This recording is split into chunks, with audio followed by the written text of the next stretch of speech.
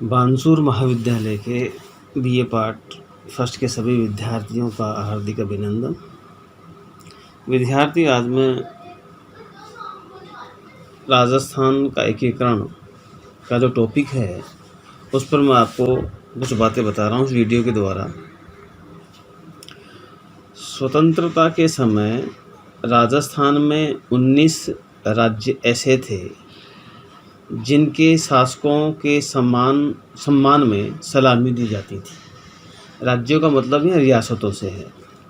3 छोटी राज्य थे जिन्हें ठिकाना भी कहा जाता है, जिनके राजाओं के सम्मान प्राप्त नहीं था। इन सभी राज्यों के अलावा अजमेर मेरवाड़ा का एक छोटा सा इलाका भी, जो सीधे अंग्रेजी साम्राज्य के नियंत्रण में था। सभी मिलकर एक विशाल संगठित क्षेत्र का निर्माण करना चाहते थे। अतः भारत सरकार के रियासती विभाग, राज्य मंत्रालय यानी गृह मंत्रालय ने इन सभी को मिलकर एकीकृत राजस्थान का निर्माण करने का निश्चय किया। परंतु यह काम बहुत ही सावधानी, संयम और धीरे धीरे संपन्न किया गया। वस्तुतः एकीकृत राजस्थान का निर्माण 7 चरणों में पूरा हो गया। पहला चरण विद्यार्थियों 18 मार्च 1948 को स्वतंत्रता और देश के विभाजन के साथ ही समूचे भारत में सांप्रदायिक दंगे शुरू हो चुके थे। अलवर और भरतपुर में इनका प्रभाव कुछ ज़्यादा ही रहा, और जब इन राज्यों के नरेश शांति एवं व्यवस्था को कायम रखने में विफल हो गए, तो भारत सरकार ने यहाँ के नरेशों को अपने अपने राज्यों की शासन व्यवस्था भारत सरकार को सौंपने की सलाह दी, जो कि इनके द्वारा भी मान ली गई। अलवर, भरतपुर, करौली और धौलपुर, इन 4 राज्यों को मिलकर एक संघ बनाया गया। कौन कौन सी विद्यार्थियों? अलवर, भरतपुर, करौली, धौलपुर, यानी ABCD। याद करने का ट्रिक है विद्यार्थियों, ABCD राज्यों को मिला दिया गया। 27 फरवरी 1948 को भारत सरकार ने उपर्युक्त 4 राज्यों के नरेशों को दिल्ली बुलाया और उनके सामने संघ का प्रस्ताव रखा, जिसे सभी ने स्वीकार कर लिया। इस संघ का नाम मत्स्य संघ रखा गया और 18 मार्च 1948 को इसका विधिवत उद्घाटन किया गया। जब मत्स्य संघ बनाया गया, तभी विलय पत्र में लिख दिया गया था कि बाद में इस संघ का राजस्थान में विलय कर दिया जाएगा। इस प्रकार एकीकृत राजस्थान का प्रथम चरण पूरा हुआ। विद्यार्थी, दूसरा चरण 25 मार्च 1948 को, जिस समय मत्स्य संघ के निर्माण की वार्ता चल रही थी, उसी दौरान भारत सरकार के छोटे छोटे राज्यों बांसवाड़ा, बूंदी, डूंगरपुर, झालावाड़, किशनगढ़, कोटा, प्रतापगढ़, शाहपुरा और टोंक के नरेशों के साथ भी वृहद संघ के निर्माण हेतु बातचीत कर रही थी। कौन कौन से जिले हैं? इसका ट्रिक है विद्यार्थियों, बाबू की को प्रसाटो। इसमें शायर आ जाएगा। कौन है? बाबू की को प्रसाटो।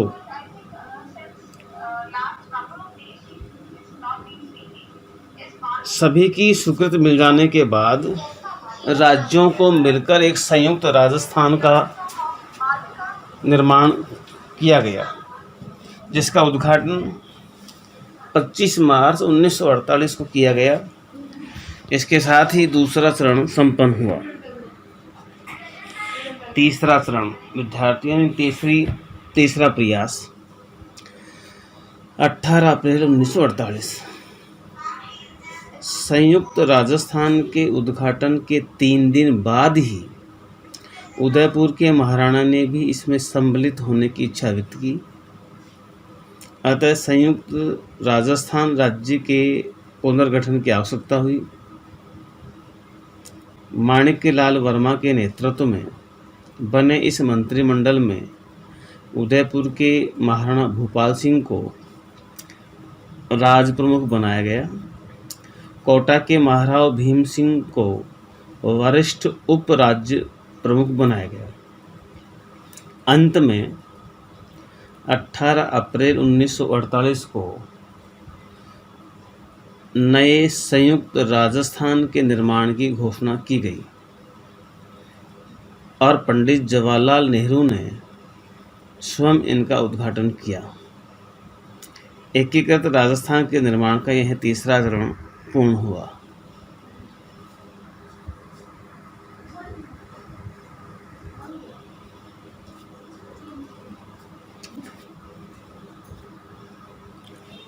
पांचवा चरण विद्यार्थियों, 15 मई 1949 को मत्स्य संघ का विलय ग्रेटर राजस्थान में करने की औपचारिकता भी भारत सरकार ने निभा दी।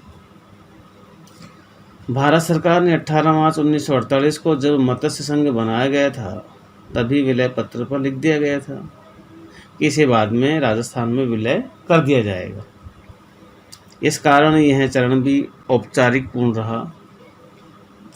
छठा चरण विद्यार्थी, 26 जनवरी 1950 भारत का संविधान लागू होने के दिन 26 जनवरी 1950 को सिरोही का विलय भी ग्रेटर राजस्थान में कर दिया गया। इस विलय को औपचारिक माना जाता है क्योंकि यहाँ भी भारत सरकार का नियंत्रण पहले से ही था। दरअसल जब राजस्थान के एकीकरण की प्रक्रिया चल रही थी तब सिरोही रियासत के शासक नाबालिग थे। इस कारण सिरोही रियासत का कामकाज दौगढ़ की महारानी की अध्यक्षता में एजेंसी काउंसिल ही देख रही थी, जिसका गठन भारत की सत्ता हस्तांतरित के लिए किया गया। सिरोही रियासत के एक हिस्से आबू देलवाड़ा को लेकर विवाद के कारण इस चरण में आबू देलवाड़ा तहसील को मुंबई और शेष रियासत का विलय राजस्थान में किया गया। सातवां चरण यानी अंतिम चरण 1 नवंबर 1956। अब तक अलग अलग रहे आबू देलवाड़ा तहसील को राजस्थान के लोग खोना नहीं चाहते थे, क्योंकि इस तहसील में राजस्थान का कश्मीर कहा जाने वाला आबू पर्वत भी आता था। दूसरे राजस्थानी बन चुके सिरोही वासियों के रिश्तेदार और कईयों की तो जमीन भी दूसरे राज्य में जा चुकी थी। हो रहे आंदोलनकारियों के जायज़ कारण को भारत सरकार को मानना पड़ा और आबू देलवाड़ा तहसील का राजस्थान में विलय कर दिया गया। इस चरण में कुछ भाग इधर उधर कर भौगोलिक और सामाजिक त्रुटि भी सुधारी गई। इसके तहत मध्य प्रदेश में शामिल हो चुके सुनेल टप्पा क्षेत्र को राजस्थान में मिलाया गया और झालवाड़ा जिले के उप सिरनौज को मध्य प्रदेश को दे दिया गया। विद्यार्थियों, इस राजस्थान के एकीकरण का निष्कर्ष यह है, नरेश राज्यों का शांतिपूर्ण भारतीय संघ में विलय भारत सरकार के तत्कालीन गृह मंत्री सरदार वल्लभ भाई पटेल की अभूतपूर्व सफलता थी। केवल हैदराबाद के मामले में पुलिस कार्रवाई का सहारा लेना पड़ा। इस संपूर्ण प्रक्रिया में स्थानीय नेताओं तथा अनेक नरेशों ने भी आपसी मतभेद को भुलाकर सरकार को पूरा सहयोग दिया। इससे भारतीय गणराज्य के निर्माण में भी महत्वपूर्ण सहायता मिली। राजनीतिक दृष्टि से भारत की एकता सुदृढ़ हो गई।